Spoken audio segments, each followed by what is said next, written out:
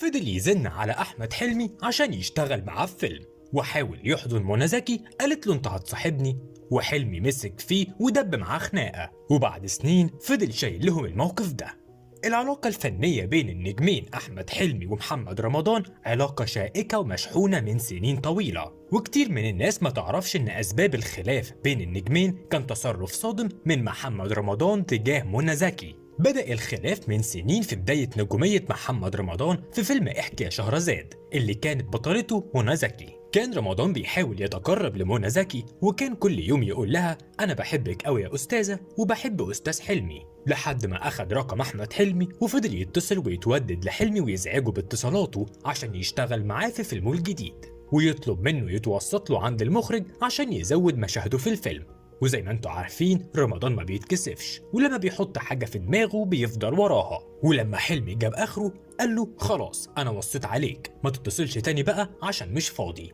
وبعد عرض الفيلم أمام الجمهور والنقاد كل الناس أشادت بأداء محمد رمضان، وتصوروا معاه زي ما تصوروا مع منى زكي، وما كانش يتوقع إن ده هيكون دور مهم جدا في مشواره وهياخده لنقلة تانية خالص. حس إن الدور عليه يعلى وسط النجوم ووقته جه، وفعلا بدأ يتعامل على هذا الأساس. وبعد العرض راح يسلم على منى زي باقي الناس، قرب منها يحضنها كنوع من التحية، لكنها صدته وأحرجته وقالت له إيه اللي أنت بتعمله ده؟ هو إحنا أصحاب؟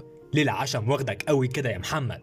رمضان لقى نفسه في نص هدومه، والناس كانت مستغربة تصرفه، فاعتذر لها على طول إنه ما كانش يقصد حاجة. طبعا رمضان اتضايق جدا وما قدرش ينسى الموقف. وبعد سنين كان في واجب عزا، وكان حلمي ونجوم كتير موجودين، ولما راح يسلم عليهم بص لحلمي وقال له أخبارك إيه يا حلمي؟ طمني عليك. الكلام كان بطريقة وحشة، وكمان محمد كان دايما بيقول له يا أستاذ، دلوقتي بقى حلمي حاف كده. أحمد حلمي رد عليه وقال له مالك بتتكلم كأنك واحد صاحبي كده ليه؟ روح اقف هناك ما تقفش معايا. محمد رمضان اتعصب وقال له هو أنا واقف في بيتك؟ حلمي مسك فيه، والناس اللي كانت موجودة حاشت ما بينهم، والموضوع اتلم بسرعة. ومن كام سنة بعد نجاح مسلسل لعبة نيوتن قامت صديقة الفنانة منى زكي بتهنئتها على المسلسل، وقالت لها إن مسلسلها هو نمبر 1، وهي تقصد إنه الأفضل بالنسبة لها. لكن منى رفضت جملة نمبر 1 وكتبت لها بلاش نمبر 1 دي يا حبيبتي، بتشائم، في سخرية واضحة منها للفكرة نفسها. محمد رمضان كتير بيظهر إنه واخد موقف من الجيل اللي قبله، واللي حصل بينه وبين حلمي ومراته مجرد موقف من مواقف كتير، لأنه شايف إن محدش وقف جنبه وساعده يظهر وياخد فرصته.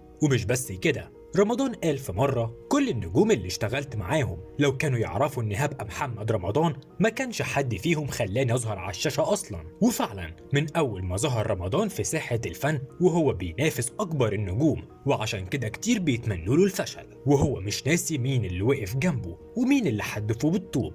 وبيرفض تماما يشتغل مع حد رفض انه يشتغل معاه زمان. ولما كان في مشروع محتمل بينه وبين منى زكي هي رفضت، لكنه قال حتى لو كانت وافقت أنا كنت هرفض. بس ياما خلافات بين نجوم كبيرة بتنتهي لأجل المصلحة، وبيرجعوا يشتغلوا مع بعض ولا كأن في حاجة حصلت. تفتكروا ده ممكن يحصل مع رمضان وحلمي، ولا هتفضل الخلافات مستمرة ما بينهم؟